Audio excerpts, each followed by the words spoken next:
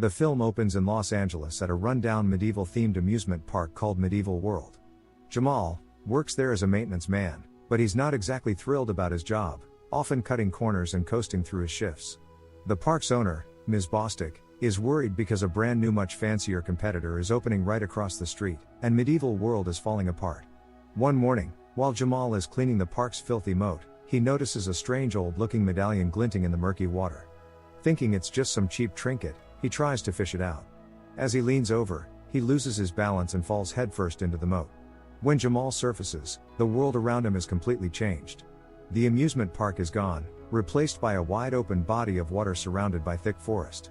Confused, he wades ashore, still wearing his work uniform and name tag. He then sees an older man nearby. The man introduces himself as Nolt. Thinking Nolt is part of the new amusement park, Jamal asks for directions to Los Angeles, but Nolt only gives him a confused stare and speaks in a way Jamal doesn't recognize.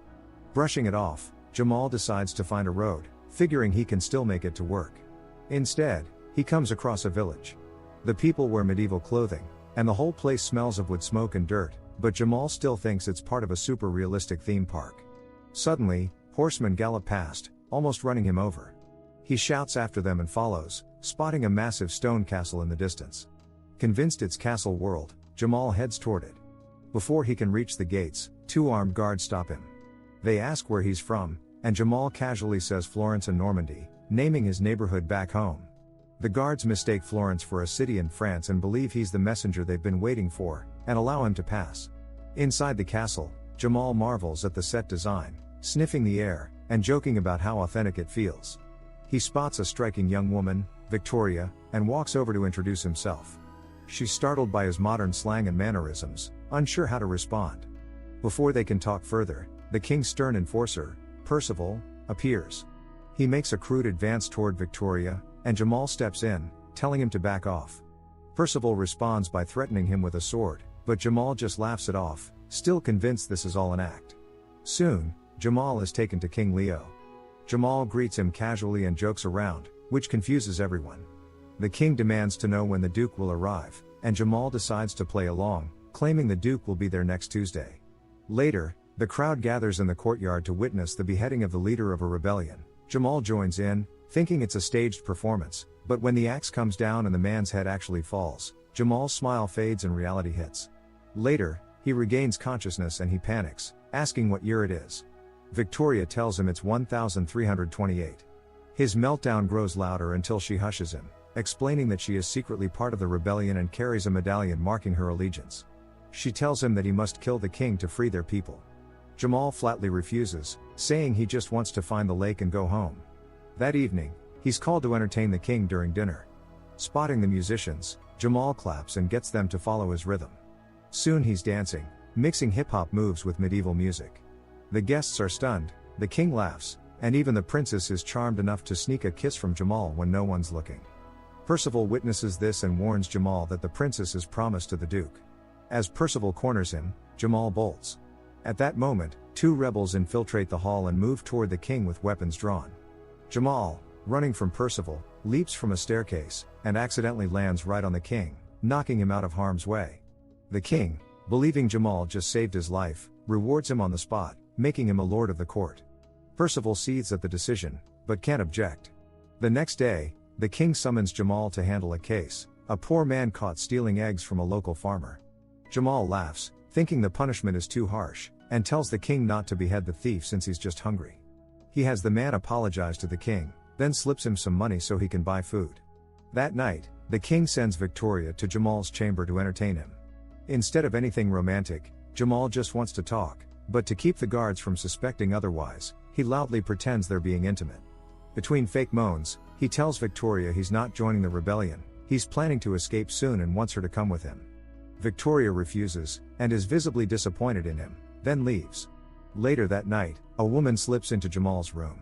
He assumes it's Victoria, but doesn't realize until the next morning that it's actually the princess.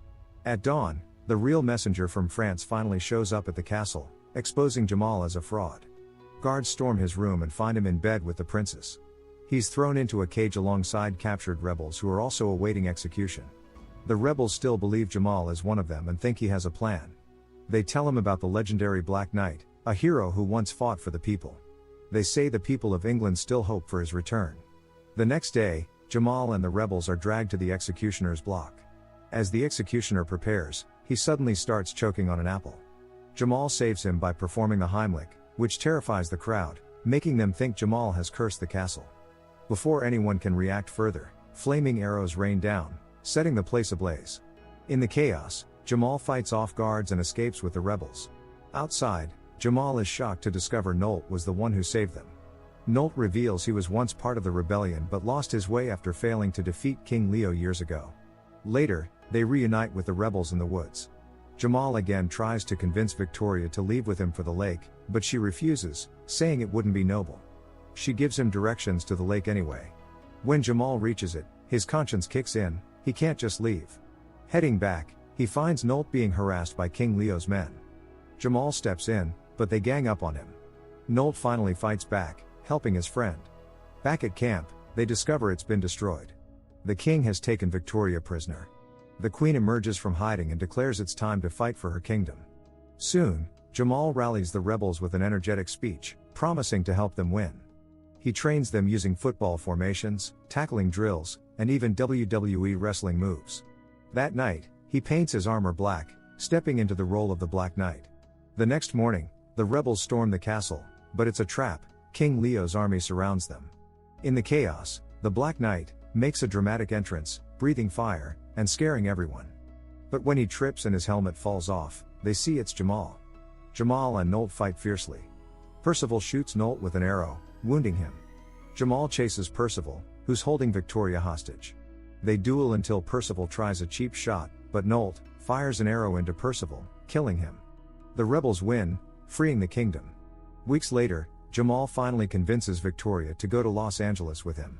The Queen knights him as Sir Skywalker of New England. Suddenly, Jamal wakes up back in Los Angeles, disappointed that Victoria isn't with him.